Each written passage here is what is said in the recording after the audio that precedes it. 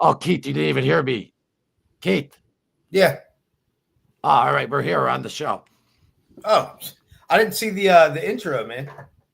I forgot. I was telling everyone I had to do the same thing yesterday with the Ozzy one.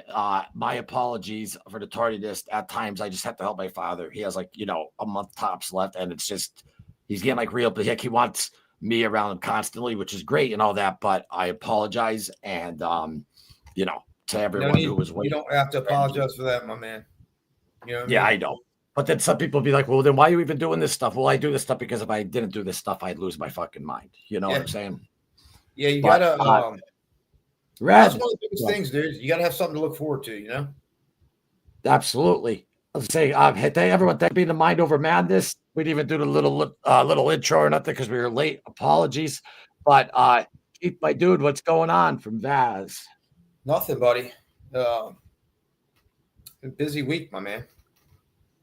Nice. And we got Matt in the house. What's up, Matt? Thanks for being here. This is my boy Red. You probably saw Red. He was the one after Costa that came on the Instagram live. Did you see him? Yeah. Yeah. I did. Yeah. I actually was in charge of the rehab house. I was the house manager and I had to look after him. But I wasn't like a dick or nothing like that. I told them all, I'm one of you guys. I'm just happy. Because I went through the same place. So they hired me.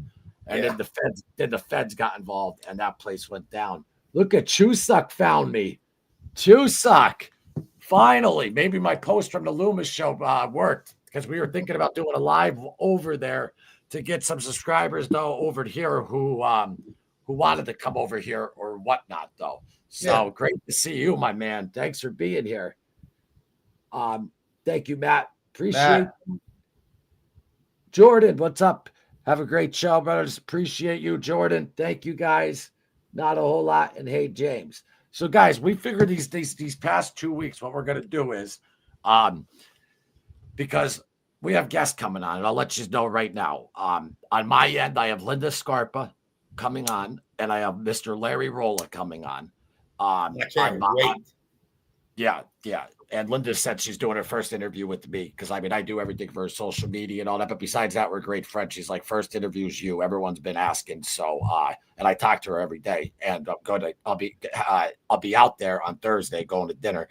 So we'll figure out the time, the date, and everything for that. But she hasn't done one in years, and it's gonna be a good one, man. It's gonna be a good one. But I told her, I said, take your time, you know what I mean? Because she's got a lot of stuff going on. But it's coming it's coming to time. So we will be getting that exclusive. So stay tuned for that with Linda Scarpa. And then also Mr. Larry Rolla will be on. We also though have Adam Blevins though will definitely be on. From the Suffering Podcast will be on. I'd love to get Tommy on, So what this channel is real quick, and I want to let everyone know is, okay, it's to help people with addiction. Yes. Right. We talk about the crazy shit that police officers see. We also have the mafia life as well. So we have the law and the outlaw, like too bad Keith though, like I wasn't like a crazy gangster. That would have been a good name for a show. But Keith is a cop for anyone who's new here who, how do I say this? Like, if he was born in Queens, I think he possibly would have been a mobster. I don't know. Man, we often say it's a very fine line between you have like your goody cops. Yeah. But then like the street beaters, man, that go out there and get some of the stuff done. It's a very fine line, man. A couple different decisions growing up, and it could easily have gone the other way, because it's not just like it's the adrenaline junkie. It's like it's like the lifestyle. It's like the chasing the bad dude. So it could go either way, man. You're doing that shit like every day, which is crazy. And Keith also was the first one on the scene in the Navy Yard where, what was that guy's name again? Now you're making me have a brain fart. Aaron Alexis. Aaron Alexis killed 12 people, or he was the one, was it 12 total? It was 12 people he killed, right? He killed 12 and then he got killed. in the Navy Yard shooting. Keith though was the first one on the scene there, walking over to dead bodies that he killed, cubicles 5 feet high. I mean, that shit takes balls. And I mean, all the stuff these guys see and all that type of stuff. But what happened was I interviewed Keith, and after I interviewed him, I was like, I can't believe this guy's a fucking cop, because of we just hit it off. We're like the same. And when it comes to, like, we both talk a lot. We both are a little wild and stuff like that. So we hit it off. And I thought it would be we both thought it would be an interesting perspective to have, law enforcement and whatever I am, like, of course I'm into true crime stuff, but I know a lot of gangsters and stuff like that. So like some outlaws and the law mixed into one show. And Mind Over Madness, though, is really, like, Mind Over Madness is both of us used to live in a life of madness. I almost lost my leg. Keith almost lost his family, his life. We almost both lost our lives to drugs and alcohol. So we're also here, though, to help anyone, though, who are suffering from addiction. But there's no limits as far as like guests go. So we want it to be, that's why we have the yin yang. We want it mixed up, just so everyone is aware, because there's some new people here. I want them to know. But what I want to do today is I want to interview you, Keith. And I want to ask you some different questions.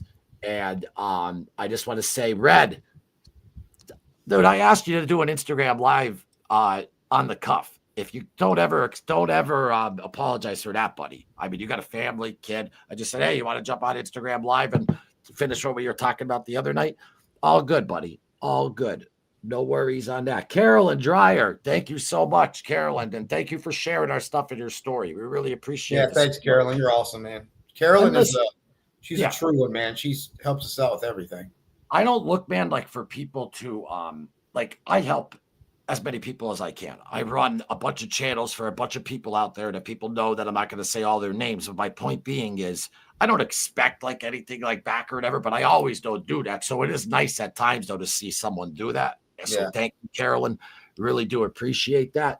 And before we get started with this, Vaz, my man, she's doing well. Yeah, Carolyn's great. She has something coming out too that Carolyn, if you have the link and you could send it, DM me or whatever, I could put it up. I know she has like a podcast coming out. I saw a clip of that. Where is Keith from? Keith is from Virginia. He lives in West Virginia. Virginia. Oh no, Virginia. That's right, though. He's kind of right by where I went to go see the Johnny Depp trial when I was inside the trial. Remember, Red, when I fell asleep in there? I was actually in the trial for the last 2 weeks. But that was Fairfax County, and that's how far away from you, Keith? Fairfax is the county over. So, I mean, literally the Fairfax County line's 5 miles down the road. But we're in the Northern Virginia, D.C. area, right up there in the corner. Yeah. So I'm 20 minutes from D.C.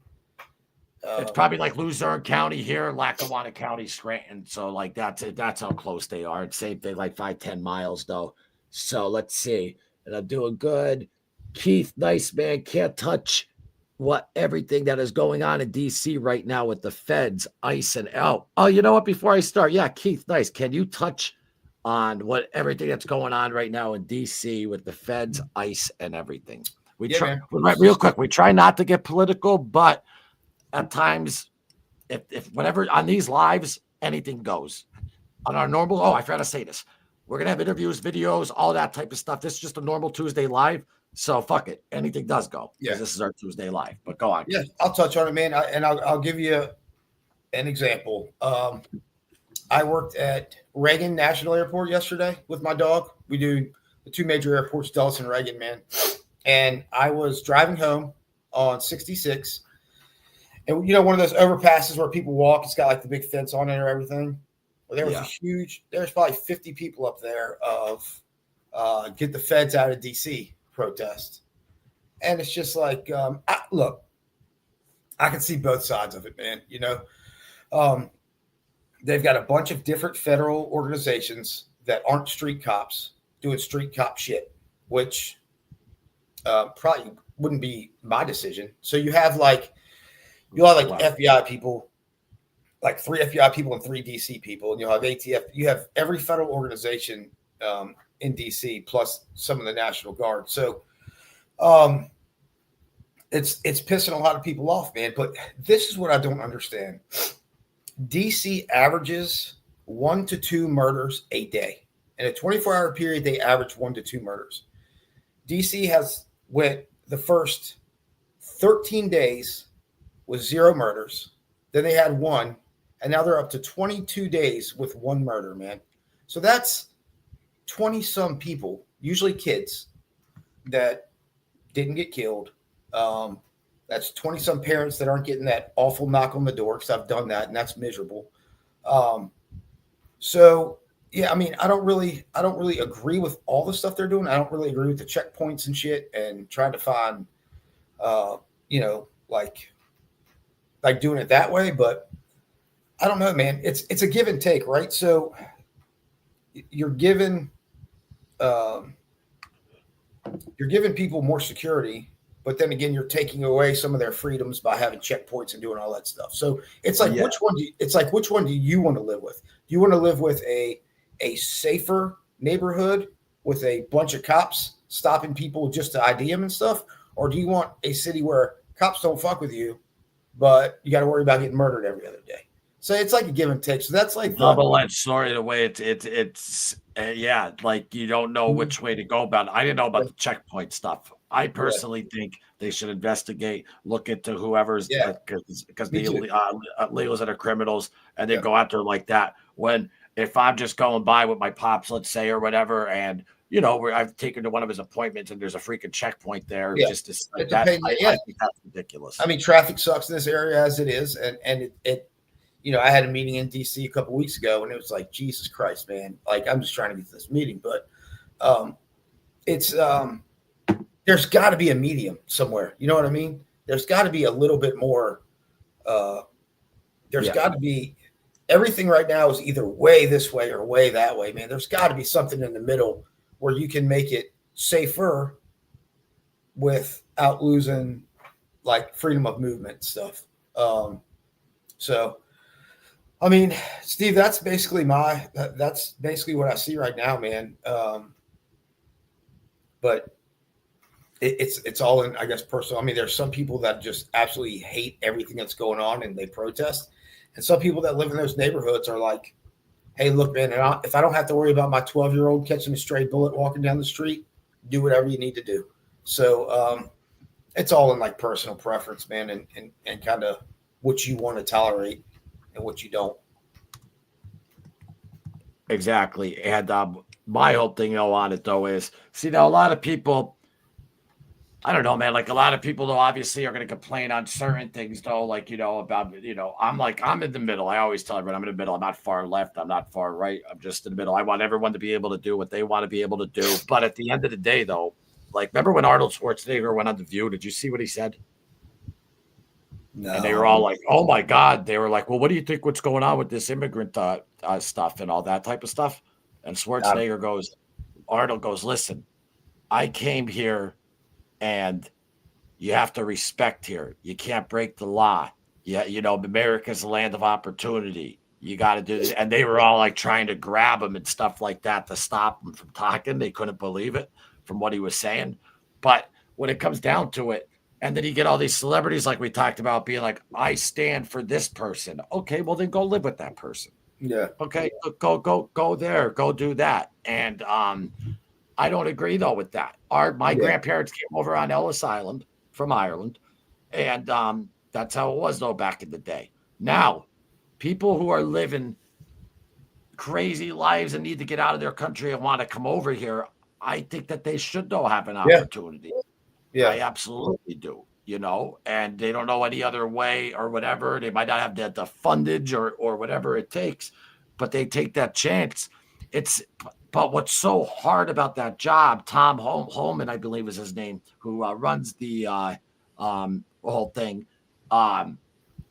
You don't look how many came in underneath the Biden administration, and they were doing that for votes. And let's be honest. And she was the border czar, and she wasn't even at the border once.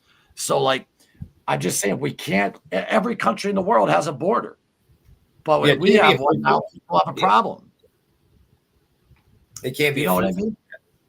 I mean, no. Well, then because then anyone's just going to come over here, and look what's happening. I'm sorry though, and I am the last thing from racist. Don't even look at color. I either say you're either an asshole or not. But why was it safer though in the 80s than it is though now? Because it was a free for all. It's the number. It's not everybody's just like Hispanics.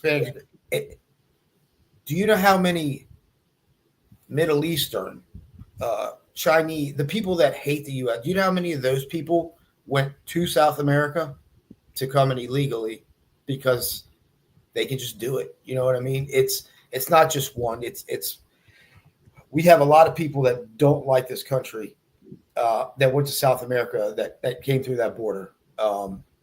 And we're gonna get the repercussions of it, man. It might not be a year or two. The thing about like working terrorism stuff for a while with the FBI is this: they're patient, man. They'll wait 15 years. They'll wait 10 years. Like they might come here.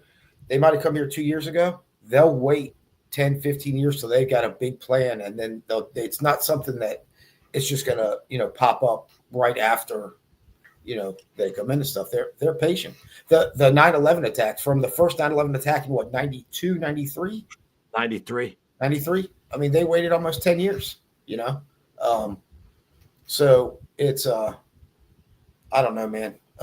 There's probably gonna be some stuff in the next 5 years. I'm assuming that's gonna be pretty nasty here.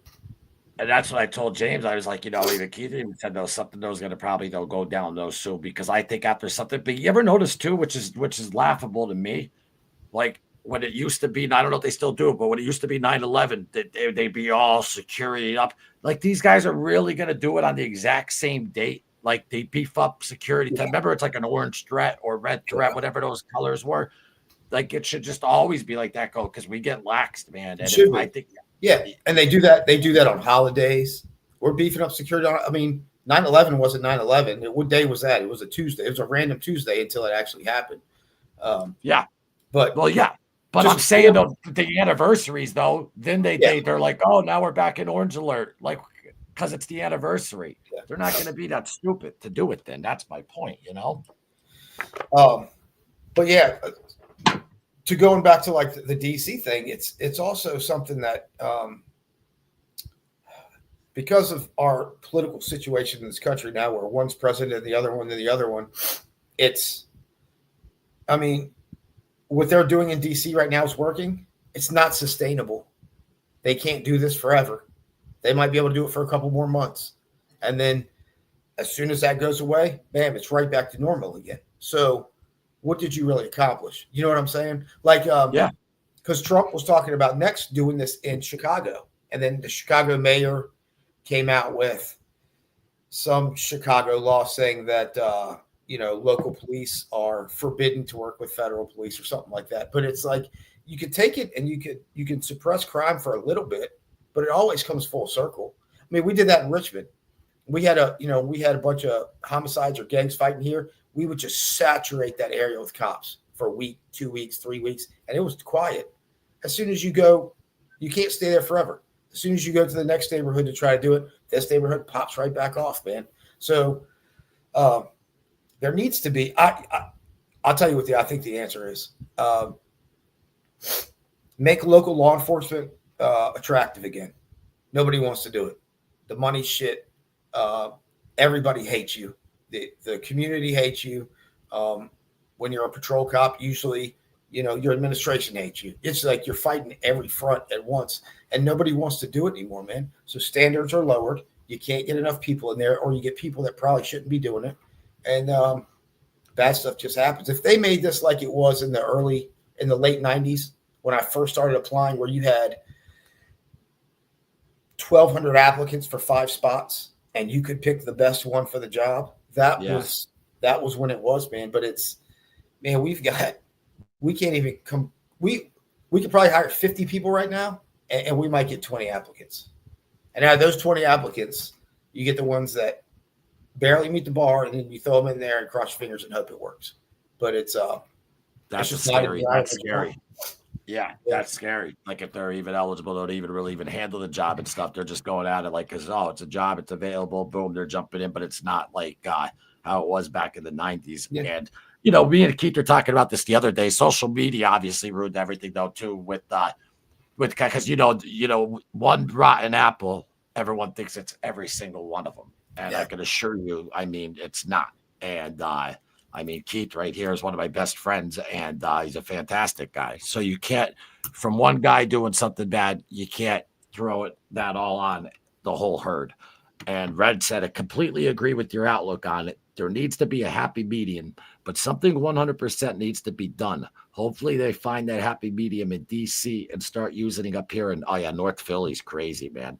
And then Vaz said, which the hate towards law enforcement is completely disgusting and undeserved. All because you have a few bad apples that break the law themselves. The people associate all cops with the bad ones. And then he said, exactly, Lewis. I didn't even realize you said that, Baz, beforehand. And the funny thing is, everyone that bitches know about them, the first thing shit hits the fan is who they're going to call. What are they going to do? They're going to dial 911.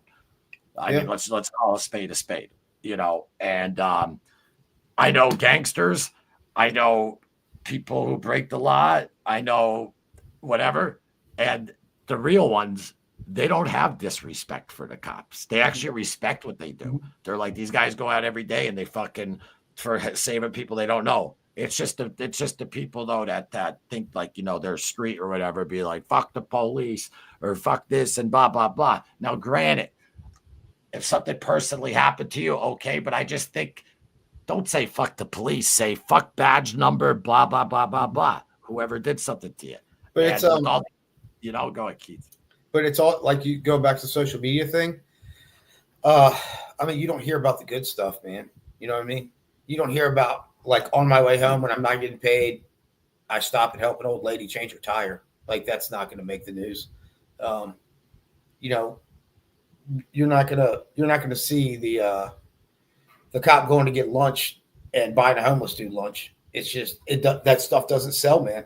Nobody wants to hear that stuff on the news. But one bad thing happens and it's just boom. It's nationwide news. But and you know what? Like I told you, man, those cops that mess up, they deserve what they get too. You know what I mean? But it's I don't know. Honestly, somebody asked me this the other day. They said, knowing what you know now, would you go back and do it again? And as much as I love doing this job, I don't think it was worth the price of admission. It was just for me. You know what I mean? The alcoholism, the opiate addiction after surgeries, the putting my family through absolute shit is not worth it, man. I mean, I could have made probably more money being an electrician, to be honest with you.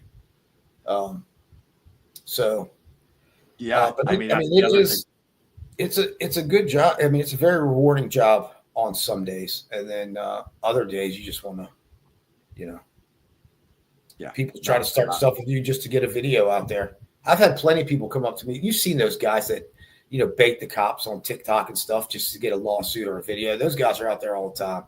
I don't understand how veteran cops take that bait anymore. I mean, how do you take that bait? It's been out there forever. I usually just smile. And a lot of them still do, and then they leave. But a lot of them still do. And that's what's in. I'm just putting on Facebook that we're live though, but that's what they do, man. They go out and they look for it, and then they look for the problems and blah blah blah. But then a lot of cops though, like I think I asked you this, like, don't the departments like sit them down or something? The chief be like, listen, if someone acts up with you with a cell phone and you're on public grounds, don't fucking approach them. Yeah. Don't say anything, Yeah. And they take that bait at times. Sometimes I used to be like, are they acting like were they in on this because of the stupidity? Like I couldn't believe it, those videos get a lot of people in trouble too. Like,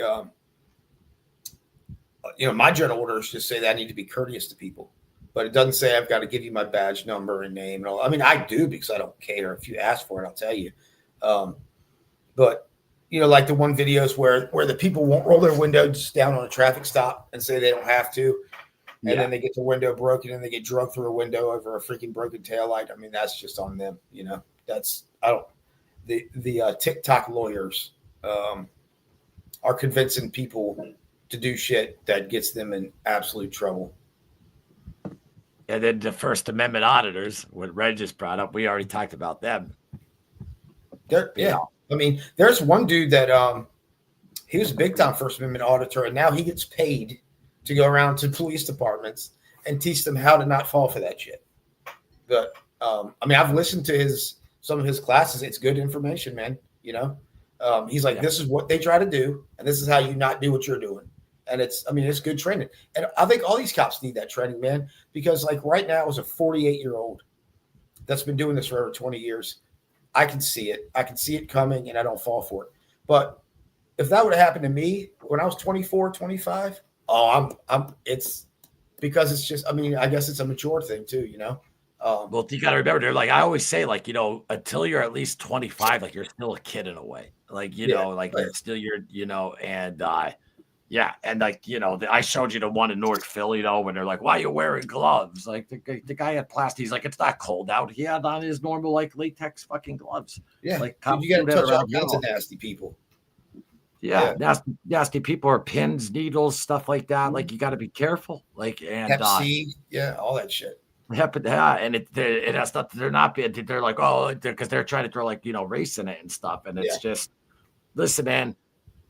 I don't think it's the people. I don't think it's the cops. I think it's the media. I think it's the media too. They're not helping at all. All they're doing is showing when there's a peaceful protest. They only show though when the bad happens, so they know that's what's that's what everyone thinks is going on, and then everyone just throws up little clips, even in like when someone's interviewed, like he's on 3 hours of a podcast, and then they'll make a tiny little clip to make this person look like. It's just the world that we're in, and everyone has a voice now, and it's just, I don't know, it's just ridiculous. And Vass said, I agree, Keith.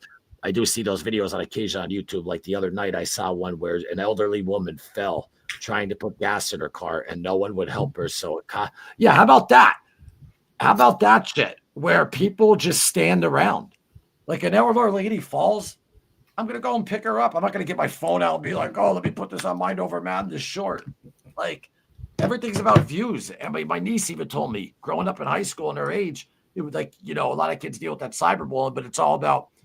You remember when we were growing up, who's the most popular person like in school? It was whether it was a athlete or whether it was the class clown. Now it's who has the most views. Mm-hmm. So like, you know, people are getting views, like, you know, young kids whose brains are still forming, that's traumatizing to them because they're getting fucking picked on. Oh, look, I got this many views and I got that many views. Sadly, there's still some 50-year-olds like that.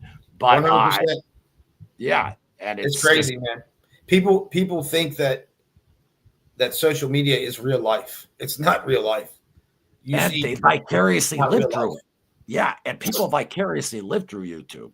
You know that from the mob genre. But go ahead. If you go to my Facebook and you go back to 2015 to 2018, when I was in the depths of my addiction, and you just look at my Facebook, you would have thought my life was fucking perfect, bro. Because isn't that when you did the date? Was that around? Well, no. That was when you took out the neo-Nazi, right? That was 13, I think. It was right before. Right before. Really, like right around before, though, that time. But I mean, that's the other thing great about Keith, guys, is like, we don't care if anyone comes in, like, you know, we don't want, if you want to fucking say, oh, you don't agree with this, tell us. And also, Keith, he's an open book when it comes to this. I think he's just the perfect person to have on, who's still active, K-9 officer, and works at the DC airport, and was also there during the Olympic ice skating crash and how to freaking pick up the partials of kids and stuff like that. But nobody thinks of that shit. They just see though the cop, and they don't. And you got to realize the cop might have, like, when they do shit like that, they don't go home afterwards. They still have to, okay, that's done. I just saw someone get their head ripped off by a truck or whatever. I still got to go and do the rest of my shift. So they're obviously going to be, you know, and then you walk up to a window and some asshole's trying to get you fucking going after you see some shit like that.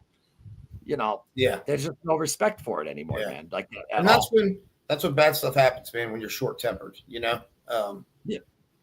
Yeah. But you know how to handle. I mean, you about Keith was walking into a freaking gas station the other day, and you know how they have those belts. He's just standing up like this. I do that sometimes in my jeans, just stand like this. And then what did he say to you? I saw him take out his phone. He's right in front of me. He's a tall black guy, probably 6'4", and I'm fucking little. So I'm taking out his phone to hit record. And I was just like, it was 5:30 in the morning, bro. I just wanted my first cup of coffee. And he turns around and he was like, does a black man scare you? I was like, what are you talking about, dude?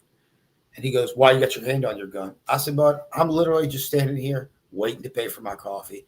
And he just started going on and on and on. And I just looked at him and I was like, man, look, I can see you're having a rough morning. I'm going to pay for my cup of coffee and I'm going to go say a prayer for you. And he's like, I don't need you to. I was like, I know you don't need me to, but I'm going to say a prayer for you and your family, man. I hope you have a great day. And it just shuts him off. Like he's got no video now. You know what I mean? What are you going to post a video of the cop saying he's going to pray for you because he thinks you're having a bad day? So, I mean, that's how I just shut it down now, man. I don't even take the bait, but, that's perfect, though. It's perfect reaction though, because that's what they want. They're looking for their videos, and you're not stupid enough to fall though for that shit though. But you know what? On the flip side, I'm not very smart. I'm still a cop, right? So, had that happened right after I had to work, like a fatal crash or something like the airplane crash or something like that, my answer might have been completely different, man. My answer might have been completely confrontational at that point. It just really depends on, the kind of headspace you're in. I try not to pop off like that, but, sometimes, honestly, sometimes people will only listen to you if you talk to them like that. You know what I mean? You just got to gauge the situation, really. Yeah, and Red's talking about the one that we saw in Philly. Yeah, and he said, though, I know exactly what you're talking about, Loomis. The guy was a scumbag trying to push a race agenda. Those police officers were only doing their job. In no way were they doing anything wrong. And he said, it wasn't put on winter gloves. Like, I see cops all the time around here. They'll just they have on, their black gloves, or they put on latex gloves. Like, that's because you don't know who you're dealing with. Like, you got to protect yourself. They might have a kid. They don't know. Like you said, I will say this, man. In my 23 years experience, especially like if you work in like inner city stuff like DC or Richmond like that, man, the black officers, they got it 10 times worse than we do, man. I mean, they just do, because I guess we're expected to be assholes, but especially if they grew up in that area and they're working in that area, man, they just get crapped on all the time. So I got nothing but respect for minority officers, especially if they're policing the same area they live and stuff. That can't be. I mean, it can't be fun. I mean, I've talked to them, and it's just like it's crazy because they just get they're talked to like they're a quote unquote traitor. You know what I mean? Coming to so yeah, they get it rough, man. They get it a lot. They get it rougher than a lot of the Caucasian cops do, for sure. Yeah, but it's you're right though, and why though? Like I don't know. It doesn't commute with me because I don't have any. I have the three of my best friends. I always say I don't have one best friend. I have a lot of best friends. Three of them are black. You know what I mean? I don't even look at them like that, like they're black. Like I look at them, they're human beings, man. Like and this whole race agenda though. I'm saying with the media, like when what's his name? Morgan Freeman said like he didn't agree like with that Black History Month. He's like, why does there have to just be Black History Month? Like why can't we just just be history? Yeah. Why can't it just be history? Yeah. You know what I mean? And I don't know. I understand though in the past, I'm Irish. Look what the Irish though went through way in the past. It was terrible. They were discriminated before anyone. And then the blacks obviously went through a lot of terrible stuff. But, I mean, I'm sure I had an ancestor way, way, way back that was involved with that because that's what the times were like. But, I mean, we're in 2025 now, man. Like, I don't have any responsibility, though, for that. Like, accountability for that because I don't know. I don't know what happened back then. Like, I think we just need to move on, man. Like, I think that if you keep talking about it, like the media always does, it just keeps fueling that machine. Yeah. And you're going to judge by someone by the color of their skin. You're a shallow piece of shit. Mm-hmm. You know what I mean? Like, and it's correct because if you look at any police department, man, it's I mean, you'll see black and white officers going to war with each other on the same side. You know what I mean? It's like they would die for you and you would die for them, and then you're calling us both whatever. It just doesn't make sense to me, man. But I get Be it, nice man. to everyone, but have a plan to kill them if you need to. That's what I was always taught. Is that what they teach you? Have a plan to Yeah, kill them? that was old Marine Corps quotes. One of the what's the guy? The guy that did Full Metal Jacket. God rest his Oh, soul. yeah. But he goes, he said, be nice to everyone, but in the back of your mind, have a plan to kill them if you need to. It's like, Yeah, well, especially when you're over there in the war, because you never know, and just boom. But it's like you're not going out every day, lacing up and putting your uniform on, looking to kill someone. That's the last thing that you want to do. You don't want that shit going down and stuff. But people don't believe this, but if you really want to see like true non-racist communities, go to a military platoon that's getting ready to go deploy, and go to a police department or go to a fire department, man, because especially in Northern Virginia, man, it's a mixing bowl of every race you can imagine here. And it's like we would all go 120 miles an hour, putting our life in the line to help you, and vice versa. You know what I mean? So it's and military especially, man. Like, I mean, those guys live wherever and go to war together. You don't see that there. You just see teammate, family kind of unit. You know what I mean? And it's weird because when I was in Richmond, man, I used to get the racist stuff a lot.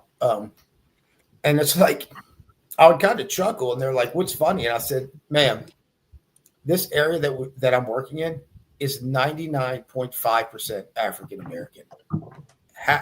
I guarantee you that if I was profiling someone, if I see a white boy in his mom's Lexus come into this neighborhood, I'm going to probably profile him because he's probably coming to do something he's not supposed to, like buy drugs. You know what I mean? Yeah. But it's you get the racist stuff thrown at you, and it's like 99% of the people here are a certain race. So yeah, I'm going to stop them 90% of the time because that's who lives here. But the one that really cracks me up, and I'll get off this fucking soapbox, is at night. You know what I mean? Working the highway when I used to work the highway, and you're sitting there running radar, and a car comes by you at 90 miles an hour, and then you pull them over. And it's like, do you really think I had even a half a second to see who was even driving this car? Like, I pulled you over because you're going fucking 95 and 50. Yeah, exactly. Yeah, I have no idea who was driving this car, but it's it comes with the job, man. It's like it's going to be there. It's always going to be there. You just got to learn how to not let it push your buttons, man. You know? Yeah. No, I know, man. God bless you, man. I mean, dealing with that shit, especially after the stuff you see and stuff, and then you have to deal with that bullshit. Fuck that. Guys, best advice my dad ever gave me: treat everyone with respect, you'll get it back tenfold. Yeah, that's good advice.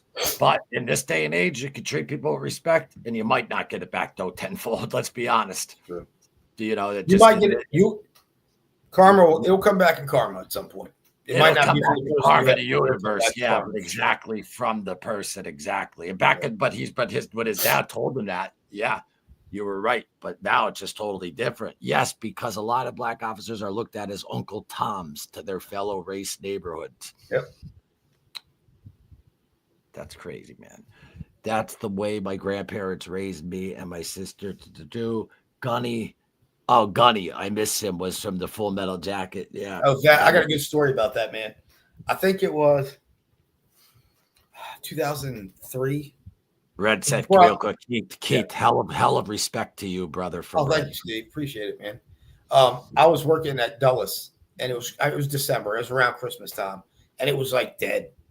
And I was standing up like by the escalators, just chilling, and some old man comes up to me and he goes, "God damn, your job looks like it sucks." And it was Gunny from the Full Metal Jacket. I was like, dude. And he was like, he goes, "Where can I go smoke this cigar?" I was like, "Come on, man. I got to smoke too. Let's go outside." And he was like on a 3-hour delay, man. He was so cool. I said, "You got a minute?" And he was like, "Yeah." I said, "You got to come see the guy." So he jumped in the car. We went back to the station. He shot the shit for like 30 minutes and came back. He was cool as shit. But he just came right after me. He goes, "Your job looks like it sucks. Where can I smoke this?" And I was like, dude. But yeah. And he went with, to the station and all that shit. And all that. That's cool, man. Cool, man. But there's also, we get into that one day, the celebrities, dude, especially coming Oh, they're awful. Most of them are so bad. Oh, well, that's why they always say, though, be careful of meeting your heroes because they'll break your heart. That's the saying. Like, I saw it was right when The Voice came out. I saw Paula Abdul at British Airways, and she was getting mobbed. So she calls the police. So I go up there and I'm like, "Can I help you?" She goes, "These people won't." I said, "Man, with all due respect, I'm not the crowd police. I'm not, I said, there's 3 different private jet companies here. If you don't want to deal with, you're famous. If you don't want to deal with people coming up to you, private jet it. You know what I mean?" But well, they asked for it too. I never understood that. Like, you're a celebrity, that's what you want, and all these people are paying. Now, I will say this: I do get aggravated. Like, like if you see, I saw one like with Sylvester Stallone, like walking to his doctor's appointment, or like Johnny Depp's eating, and there's people right next to him with cameras while he's eating. It's like, come on, man, leave him the fuck alone. You know what I mean? But at the end of the day, when they're walking around, people are going to come up and do this and that, though, because he was real cool, though, Johnny Depp, and so was Ozzy. sure. Ozzy was like, because I was worried when I met Ozzy, because I mean he's my hero, and when I met him, not only did he just like take a picture of me and shake my hand, he turned around and was just like, stick with it, man, talking about music and stuff, like talk to me. So that was great. But a lot of times though, man, like, yeah, be careful of meeting your heroes. But they bitch about though the people though a lot, and I want to say all of them, but those are the people though that fucking, I don't know, that's, you asked for this, you want it to be famous. And Paula Abdul absolutely wants the attention and wants all that. And Britney Spears. I did, Loomis, I know you know that I'm a big Van Halen fan. I did get to meet them. Their tour bus rolled up to Departures. Was it with Dave or Sammy? It was with Sammy. And it was funny, man, because I was like, dude, because usually I'll see them, and you got some cops that are like, I guess, they try to get as many pictures with celebrities as they can, and that's their prerogative. But I've never gotten any picture, but these guys I had to. I said, dude, I got to find that. Oh, there's certain ones, yeah. It was funny because Eddie Van Halen, I was like, Eddie Van Halen was like, yeah. I was like, dude, he's like, you want to come see the bus? I'm like, fuck yeah, I want to come see the bus. Dude, I heard that he is cool as fuck. Yeah. Well, then Alex Van Halen was coming off. He's like, He goes, look, I know he's a fan. We're not allowed to let him see some of it. I mean, that fucking bus was just full of drugs and shit. He goes, he can't come on here. And then he was like, oh yeah, it's probably better if you don't. I'm like, hey, whatever, man. Yeah. And I don't know if you could say this on camera. You wouldn't have busted them.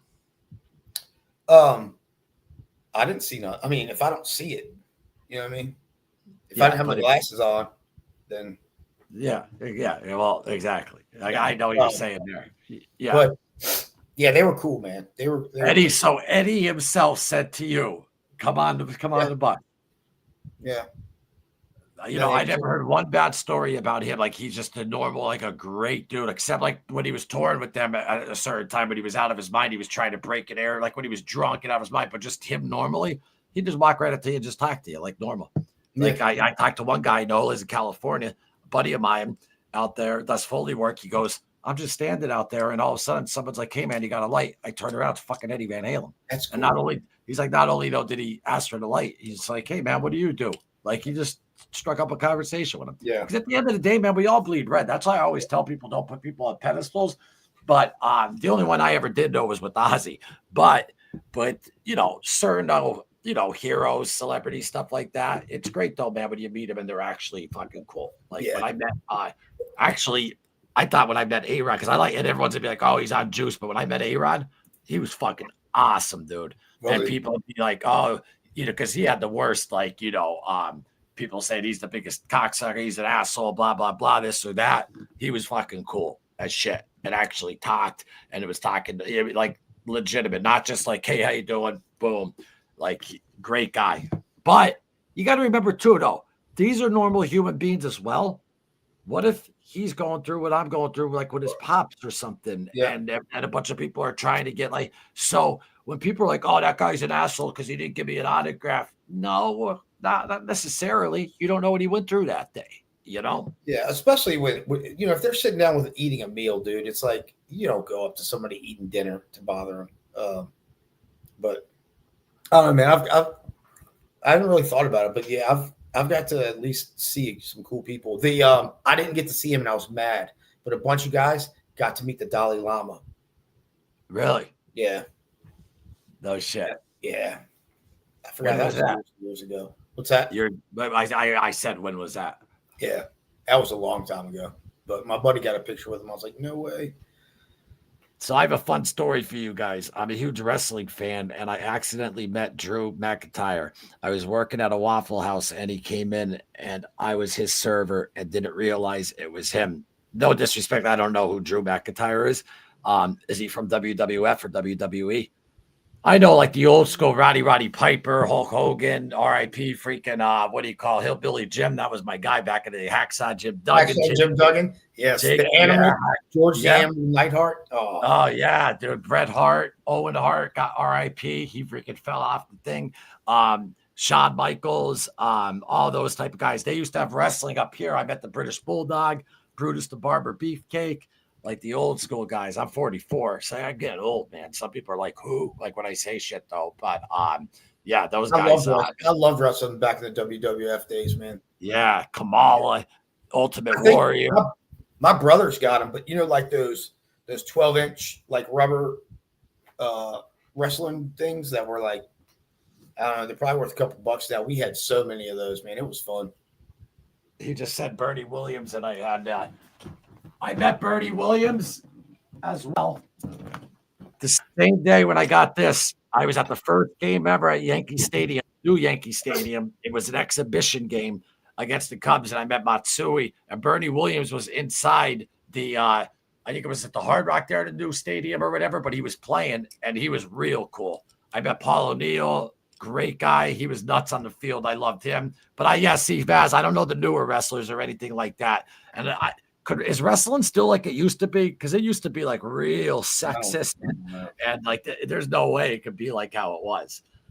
I met what's the lady that played? Was it Wonder Woman, Superwoman, the Israeli chick? What is her name? I'm trying to remember. She played like Wonder Woman. I think so. I met her one time. She was not friendly. She wrestling lady who looked like Wonder Woman. Rhea Ripley? No, hold on a second. I'm going to find it. Well, she does, though, too. Look. If you can see that, Keith, look. I mean, she's dressed in a Wonder Woman. Gail Gaddett. What's the name? Gail Gaddett. Oh, that's Trish Stratus dressed as Wonder Woman. Trish Stratus. Never died. Gail Gabbett. Oh, yeah, China. Remember China? Yeah. And no, Gail Gaddett she played the actor. She played Wonder Woman or whatever, Superwoman or Wonder Woman or whatever. But she came through. She's like 6'4", dude. But the crazy thing about that was it was her husband and 2 kids, and she's like, who are you? And I was like, your security team asked me to be with them or whatever. But yeah, not too friendly, man. Yeah, dude, the only wrestling chick that I remember, though, like when you were growing up, though, I had a crush on, though, is remember Terry Runnels? She was with Goldust, but then she left Goldust, the blonde. She was hot. She was definitely a 10. Yeah, Terry Runnels. I think it was the best. Some people say either her or Trish Stratus. Terry Runnels. That was my girl. Who's the wrestler that did the Slim Jim tattoo? The Slim. Oh my God, what's going on, brother? Macho Man. Macho Man Randy Savage. He had to be cocaine straight from Pablo. Oh, dude. When my college roommate, his mom graduated the same high school with him, and she showed me like some pictures of him in high school, and it's like, no way that dude became a pro wrestler. But he was cool too. Yeah, look at this. I didn't realize this. And no, Loomis wrestling is not as sexist as it used to be. In fact, they have done all female pay-per-views now. Damn. And that comes though with and they can't do shit like that. They did the sexiest and racist shit. People would flip out. Remember, Ben, the NWO days, like with Rodman and fucking Hulk Hogan, when they fucking Chuck Zeno would roll up in there with the fucking with the Hell's Angels and like let them all come in. The NWO, man, those are with Razor. Remember Razor Ramon? I don't know if I know Razor. With the toothpick. Oh, that was my guy. The Razor's Edge, Razor Ramon, and all that. Like, I used to love wrestling. I used to watch my best friend Dave Hardy all the fucking time. And then I got it when UFC came out in '93. Then, like, I went over there and I started watching a lot of UFC. But now they're like in with the same business and stuff. And McMahon's done. Did you see what happened to Vince McMahon? Yeah. With all those text messages and shit. But hey, I mean, look at the business he built. I mean, it's unbelievable. And that's why Matt AEW is awesome. Should check it out. But this isn't though my forte wrestling. I don't know. But Keith, here's a question I have for you. Yeah. With your mindset right now, would you like say how you are, what you know of the world, would you apply to be a police officer today? Are you allowed to be honest on that or no? Dude, what do you mean am I allowed to be honest? If I was a single person, I would absolutely do it again. If I knew that I was going to have a wife and kids, not worth it, man. It's not worth it. It's not worth the physical toll on your body. It's not worth your mental health. It's not worth the. It's just what I went through with my addiction and stuff. The numbers of surgeries I've had and stuff. It's not as much as I love doing the job. It's a fucking job. And that's my problem, man, because for me, it was my life. You know what I mean? Especially when I was doing FBI, undercover, blah, blah, blah. My job was here, man. And my family was here and God disappeared. It was that. Yeah. It was that work, family. And it was backwards. Yeah. When you were hooked though on pain pills and oxys and Percocets and all that type of stuff, did you ever bust somebody that had them? No, because I was doing at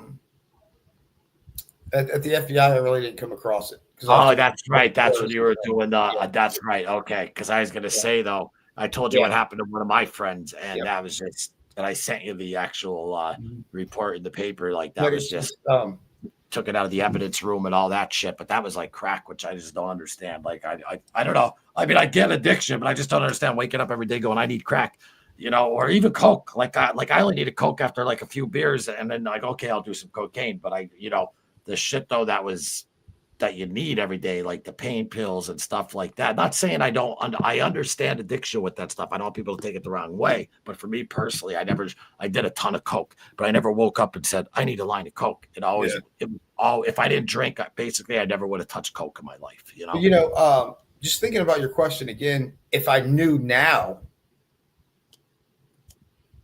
if I knew now, if I started being a police, but I knew everything I knew now, I might have been able to navigate that career a lot different. You know what I mean? Yeah. If I started being a cop now, but I definitely kept God, then family, then work, and kind of could see into the future. If I go this way, this happens, then, I mean, I probably would do it again because I probably wouldn't go down the same road. But so, I mean, it's tough to say. But then again, man, just even before addiction, with work here, fucking angry all the time, popping off, doing all this stuff. I don't know if I'd change it, man, because that's what got me to this place. You know what I'm saying? Yeah, that's true. Yeah. But I meant like just like coming in, like, because remember I said to you, I'm like, I was like, Keith, I think I'm gonna go be a cop, and like you were like, don't do it. Not today. That's what I'm asking you today. Would you do it? I mean, and just with the atmosphere of one wrong move and you're in prison, man. You know what I mean? Yeah. You got a half a second to make a decision. You make the wrong one, and you're getting soap on a rope in the mail. So. Do you feel uncomfortable at times, like when you're just walking around, like with your uniform on, like because of like just how people are? I wouldn't say that. I wouldn't say I'm uncomfortable. It's just it's a hypervigilance that it's always there. It's been after years and years, it's just ingrained there. I look at crazy stuff like. I mean, like if I'm sitting at like a restaurant and I'm facing the door and somebody walks in, I look at them and I look directly to where their hands are and their weight. You know what I mean? It's It's just something I do without even thinking about it. Because it's just so ingrained into you. The Yeah. crowds, like I'm very uncomfortable around crowds still. Like me and my wife went to a concert, right? So I'm looking at everybody around me, and then I'm looking if something happens, what's the fastest egress or what's the safest way to get. If it happens here, I got to go there. I mean, it's just my brain just does it. Like just natural. Yeah, you're not looking though like when you're in uniform. Oh, who could I get? Who could I bust? You're not saying that. You're just saying when you're out normally. It's just And I mean, you shot someone before. You fucking. I mean, the amount of stuff that you've seen before. I mean, that's just gonna naturally just go in. I mean, like even driving. Like when I drive on the highway and there's 3 lanes, I will never be in the middle lane, man. I'll either be in the slow. I'll get in there to pass somebody, but I'll either be in the slow lane or the fast lane. So at least I have the shoulder to dip out if I have to for some reason. It's when I'm in the middle. I don't like the middle either. Yeah, I don't like the middle either. I like to roll on cruise all the way to the right. If it's like say it's 75, I'll go up to like 80, put that on cruise and just go like that. And then if I have to pass, go to the middle, then go back over. But yeah, that's what I do. That's what I've been doing on my trips out to Jersey and stuff these past few weeks though. But I don't like the middle lane. Plus my GPS always tells me to though when a cop's by. But it's nothing to do with cops. It's just the middle lane. I just don't trust it. Like with the fucking trucks, dude, the fucking rigs coming over, and some of those drivers too, man. You got to watch. I mean, because it's they're on meth and shit like that, and up for fucking days, and they just tip your fucking car. You're dead. One of my biggest meth pops when I was brand new on field training was at an 18-wheeler, off an 18-wheeler guy. But it's just, I don't know. It's just so different now, man. You see a cop getting his ass kicked by like 2 people, and there's 10 people around just videotaping it. Like, I don't understand that. Like, how do you just sit there and videotape it? You know what I mean? You're seeing someone just get their. Well, that's what it is. Even like every time if someone's fighting though, and someone's just getting the shit though, like kick. Okay, like if I'm seeing someone fight, I'll let them fight because it's none of my business. Yeah. But if they're still on top of the person and he's out and just bang, boom, boom, like I don't know if you saw Quentin Rampage's son, Rajah Jackson. Did you see that? I did. That was wild, man. I was jacked up. Yeah. That was wild. But he got a concussion 2 days prior in training. But his buddy though was telling him there, listen, fuck him up, get him. And then he was streaming, and all the people in the stream were saying, you're not going to do anything. You're not. I mean, that shit has a huge influence on young people, man. That dude lost his teeth, man. He got teeth. He was like swallowing his teeth during that thing. His blood, yes, and choking on his blood and all that type of stuff, though. And then Rampage is getting like all this hate and stuff, and it's not like Rampage, like, what the fuck? Like, I mean, he wasn't there or anything like that. Like, leave him alone. And but I don't. So even with all that video, I guess does Psycho Stu still? He has to press charges for anything that happened to. I think so. Yeah, you got to have a victim. No victim, no crime, man. So you got to have someone that wants to press charges. The only, as far as I know, at least in Virginia, the only crime you don't need a victim in is a domestic dispute. You can charge a domestic dispute even if the other one doesn't want to testify. But no victim. And the thing though, Keith, though, is that so even though with video footage and all that, it doesn't matter. The victim has to absolutely press the charges, even if the cops see that beat and all that. Well, I don't know, man. It depends. So if a cop witnesses the crime, you definitely have enough for an arrest. Now, whether you win it in court or not, that's another thing. But I mean, if you witness it, check your phone quick. Check your phone quick. If you witness it, you can lock them up. But because I mean, I think he was out the second that he slammed him. It looked like he was out because how he put it. And that Psycho Stu is a veteran too and stuff with PTSD and all that stuff. And they apologized beforehand. And but then though that guy though with that cowboy hat though just kept wiling him up, and then he was screaming. He's like, "You'll see, I'm gonna fuck him up. I'm gonna fuck him up." So it was like that was even like premeditated and stuff like that. And he didn't win that ring, and he had his spot, and then he freaking went boom and just. everyone's just standing there. Thank God for that one wrestler. But man, I never understood. Listen, if someone like, hurt my niece and I hit them once and they're out, no, that's not enough. You got to keep, I understand that. But something like that, he would have killed him, man, if they didn't get him off. He would have killed him. Didn't they have a beef backstage first or something? And yeah. What happened was Psycho Scoop walked up to him because there was a camera and he thought that he was part of the act because there was a camera there and he was screaming. And he had a beer can, but it was a prop. And he did like a slap thing over his head. And then he was like, "Hey, don't they?" And then they shook hands and all that. Yeah, he apologized for that, and then they kind of squashed it. And then it goes to the ring. I think Raja wouldn't have done anything, but I think though that his supposed friend, the guy in the cowboy hat with the black trunks on and stuff like that, just kept egging him on. Hey, you're going to be able to get him. You're going to be able to get him. And he's like, fuck him up, this and that. And like he was almost, because that guy was part of the organization. They were basically telling him like, yeah, you could go. You could he was told that he could fuck him up in a way. And they're like, yeah, they're going to stop it. They'll stop it. So, I mean, yeah, he should have done it. He should have been smart enough to realize, like, dude, you're smashing this guy in the face. Did he hit him 23 times? But I mean, everyone's just fucking standing there. Like, there's so many people. I'm like, what's going on here, man? And it's that wolf pack mentality, man. Like, you get someone chirping in your ear, and then you got social media chirping at you, and then you feel like you have to do something now, and it just all goes to.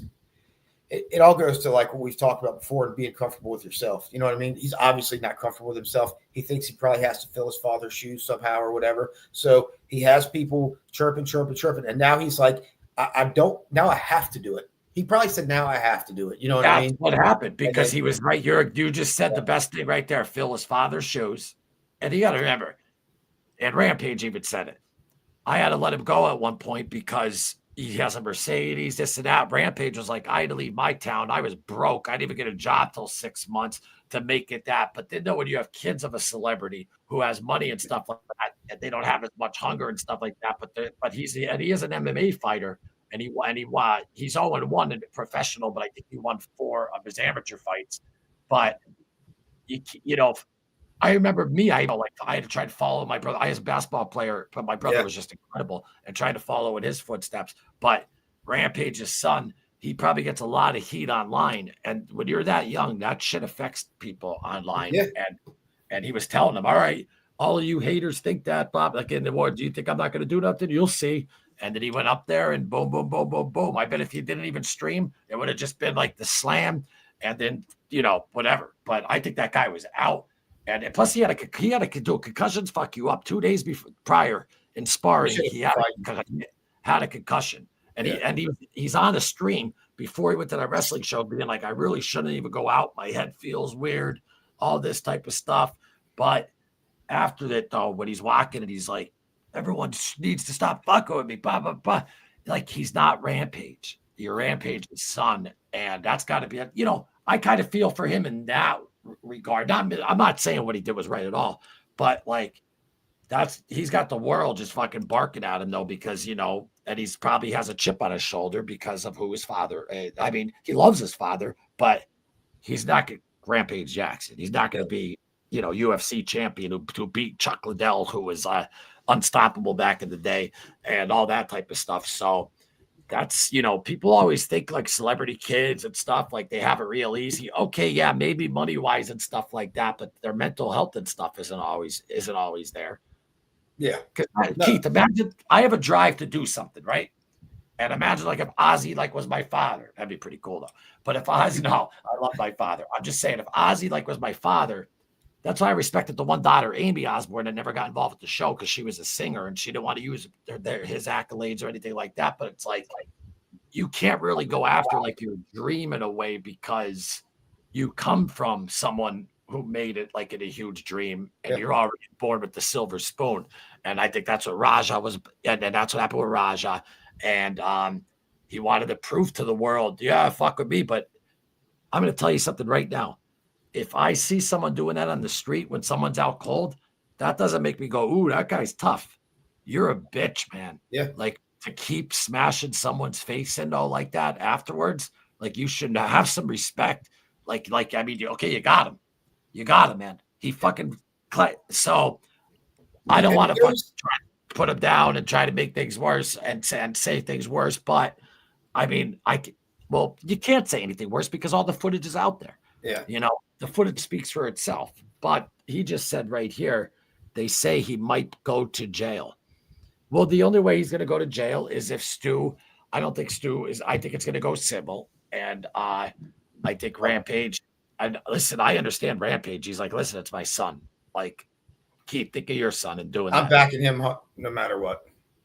I'm backing my kid no matter what. Right or wrong or indifferent.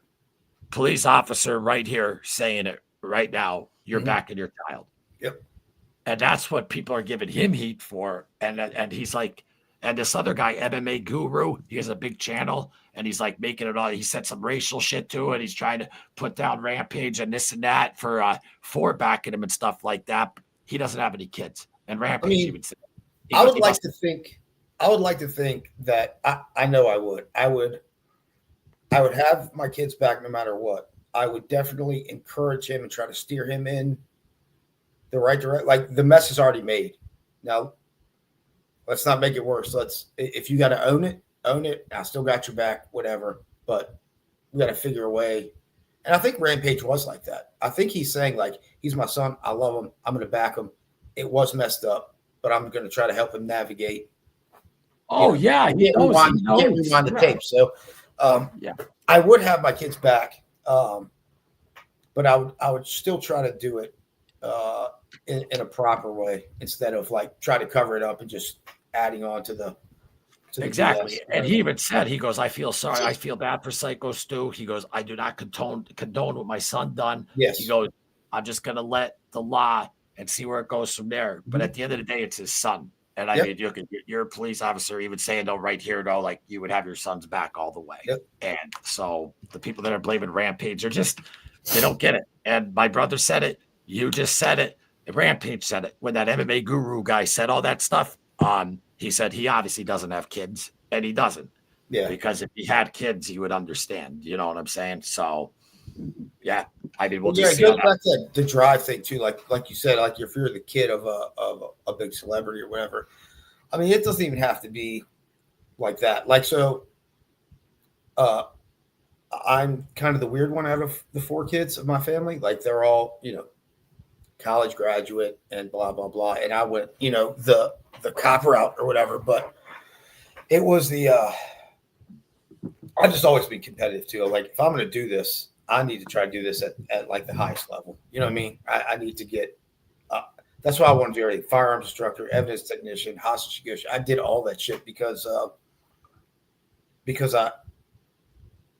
it's weird because that's why I put the job up here, but I did so much because I wanted to be great at it. But then I forgot, but then I was lacking down here. So you got to try to find that medium, man. But like my son told me one time, we were talking about something. And he was like, he's in his 3rd year of college. And he was like, Dad, look at your career. I'm not going to be able to match that. I was like, what are you talking about, bro? I was like, your dad is your dad. I might've got a couple awards or whatever, but I still paid bills late and I was an alcoholic and I was hooked on drugs and I treated my family like shit. I didn't graduate. I was like, you're already better than I was. Like, it doesn't have to be the same. You know what I mean? Graduate college, go into business, do what you want to do, but you don't have to compare. Like, I don't want you to think you have to compare like what I did to what you have to do, man. You know what I mean? Well, yeah. And exactly. So, and following in those footsteps, it's tough. It's hard. And I think that he wanted to show, don't fuck with me, but he just showed it in the wrong way. He should have showed it in training more and keep winning fights in MMA and stuff like that. It's a tough situation, and prayers go out to that Silent Stew and also to Rampage and family, and hopefully that situation just works itself out. And we have yet though to see. I do have to say, what's up, History and Organized Crime? I'll have the mural for you hopefully soon. Horrible weather in Birmingham. I had a small window. Though this guy is a good friend of mine, CJ, right? And I'm like, dude, could you just give me my own footage of Birmingham? And he's like, sure.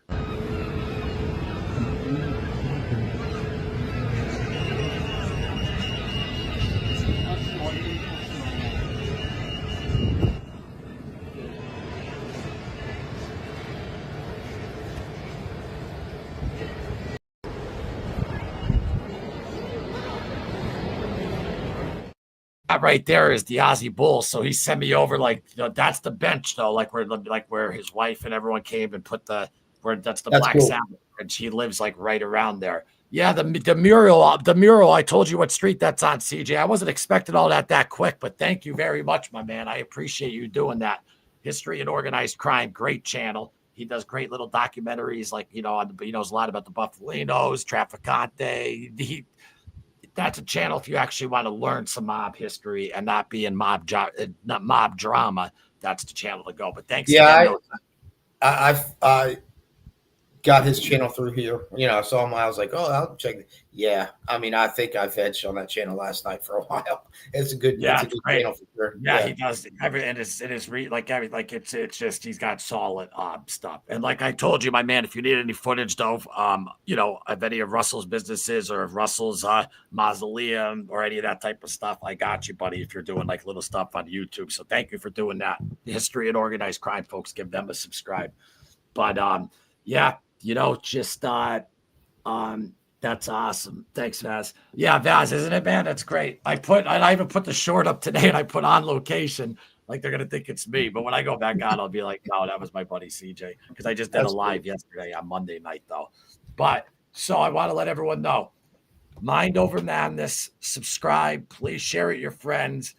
This is just a Tuesday night live. But after this, actually, starting tomorrow, you'll see shorts, videos, guest, like I said, Larry Rolla, Linda Scarpa. She's going to do an exclusive with us.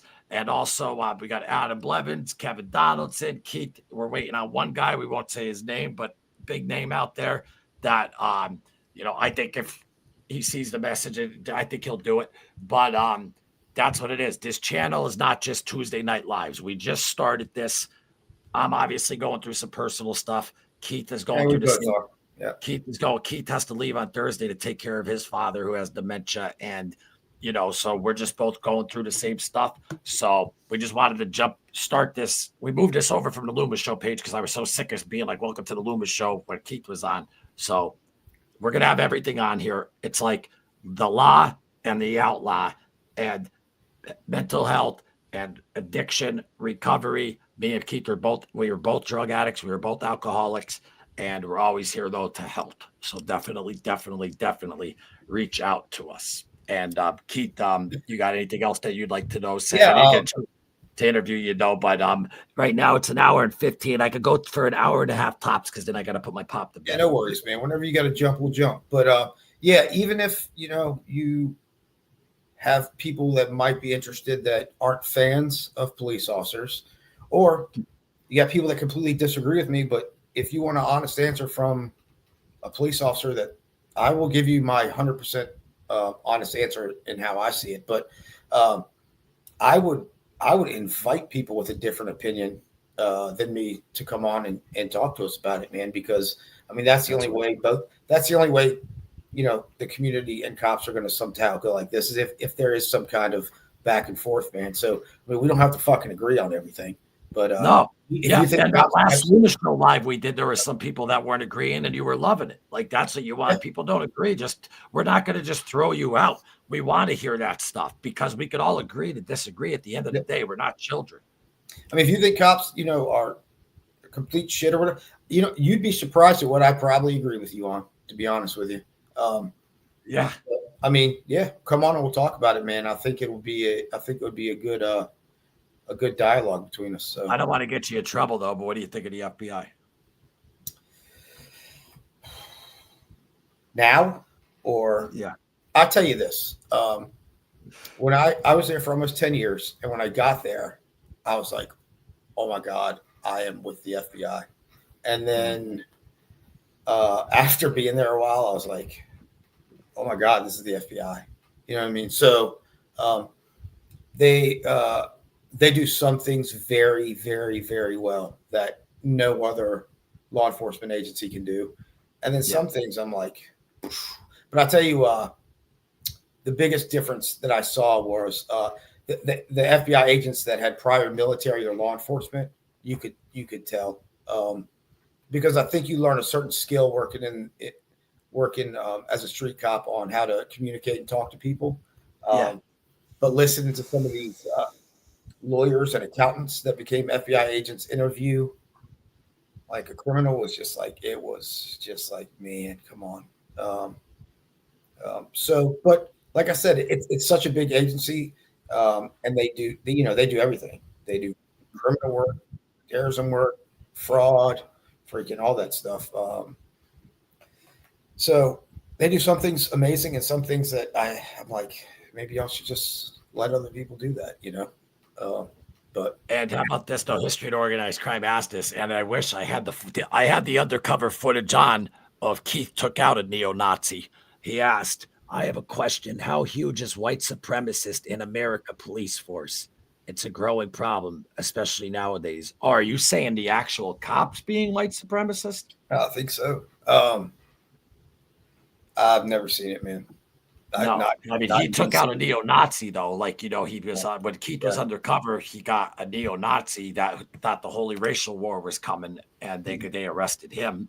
It's But so I've been in Richmond City in DC. So Richmond's a medium-sized city, and DC is obviously pretty big.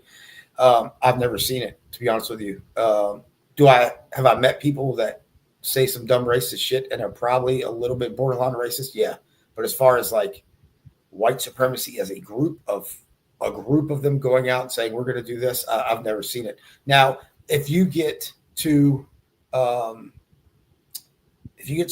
of those rural sheriff's offices and stuff like that, I can see it probably happening.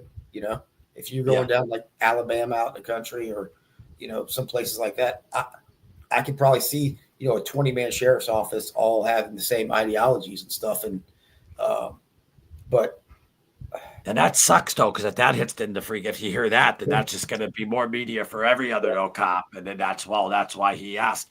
But to answer your question, History and Organized Crime, the name of the place was Medico Industries. I worked there, and they were the largest ammunition company in America, and Russell was silent partner for them with the Medicos. And it's literally 5 minutes up the road from me. So if you need me, I already have footage of that. If you need that, let me know. But yeah, that's like what you said. So, there's none of that. Where I thought he was just saying white supremacy in America because you took one down who was trying to think the Holy Racial War was coming. Like, what is going on with people? I just don't understand. Yeah. Oh, in case Costa's not on now, I know he's going to watch later. Costa, thank you. Costa sends me freaking 24 studio soundproof freaking squares. Legit. Costa, you the man, brother. You the man, Costa. Costa's the real deal. 24 of them, though. They're not even fully out. You got to wait 48 hours for them to really open up. But I'm like, I saw him. I opened up. I'm like, holy shit, 24 of them. You're the man, Costa. Thank you very much. And he asked me, remember, that live was just on Friday. Yeah. And yesterday, Gucci texted me and goes, check your mail. It wasn't Costa, it was Gucci. And I went out and I checked, and then sure enough, there it was. So thank you, Costa. Appreciate you, my man. Appreciate everyone here that came in tonight. And Mind Over Madness, subscribe. Give this a like when you get out of the live chat. If you guys don't mind, throw a share on it to your people. We're going to keep this rocking, and there's going to be a lot of videos, a lot of clips, a lot of guests, a lot of shorts. This is the new channel. So thank you all for the support, and stay tuned for the guest. And Keith, any other closing thoughts you'd like to leave with? Oh, man, appreciate you guys stopping by. Loomis, I look forward to the future of this, man. The interviewing some guests is going to be fun. Really going to kick some good ones. Really going to kick this thing off, man. It's going to be a good show. Yeah. I like the mix though of like, the law and then some outlaws come out and then me fucking just because I was always in with the true crime. I'm more a true crime and a music guy, but I mean, my uncle was chief of police. My whole family my brother's the head of the probation department in this whole county. So like, we're not very different. It's just that's just the job at the end of the day. But what I'm trying to say is I just think it's a good mix, and I like it. And if people want to come into and throw hate and like Keith said before, bring it on. We're here to answer your questions and to fire back at you, but we could all agree to disagree. So yep. With that, guys, I appreciate you all. Vaz, Matt, Stevie Red, what do you got? Sorry, fellas, had to handle some family stuff. Don't ever apologize for that. That's what I have to do now. Damn, came back right in the end. just rewind back about like 20, 30 minutes. We were talking about Rajah Jackson and Rampage with that. I'm sure you saw that situation. And then we were also talking about some just other normal stuff that we were talking about. But with that said, subscribe to Mind Over Madness, and we will be back live next Tuesday, but you will be seeing videos and shorts before that dropping on this channel. And also Mind Over Madness on it's mind underscore over madness. I mean official underscore. No, wait, no. Yeah, official. I got it. Official underscore mind over underscore madness on Instagram. And then the other one is, what is it, Keith? Now you got me all fucked up. Mind underscore madness underscore show. Okay, got it. It's the And then backup, mine, if you don't even have to hit the underscores, you just type in official Mind Over Madness, or if you just type in Mind Over Madness mom or show, you'll see both of them. We have two of them going though. Yeah. We have so get over there on Instagram and give Keith Shibley. He's also on Instagram. Give him a follow. He's on Facebook. And Eric Loomis is my name on Facebook. And with that said, thank you to everyone who took the time to watch. And this show now is going to start though kicking off with a lot of good stuff and a lot of good videos. So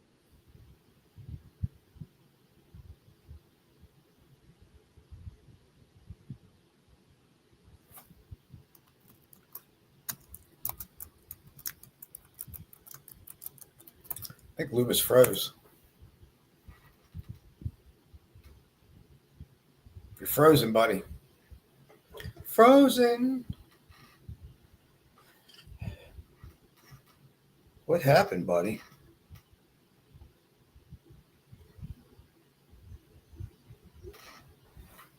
All right. Thanks for coming, everyone. I don't know what happened to Loomis. He's frozen. But yeah, if y'all are still there, I don't even know if fuck y'all are still there or not, because I don't know how this shit works. But Frontline Healing Foundation is a charity that helps vets get the mental health and substance abuse treatment they need.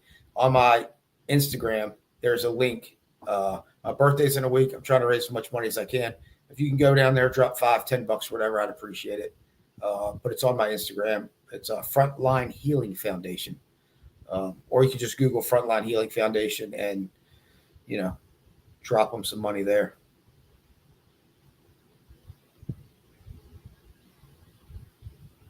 Are we still not? It says we're still going. Are we still going, Matt? Can you hear me?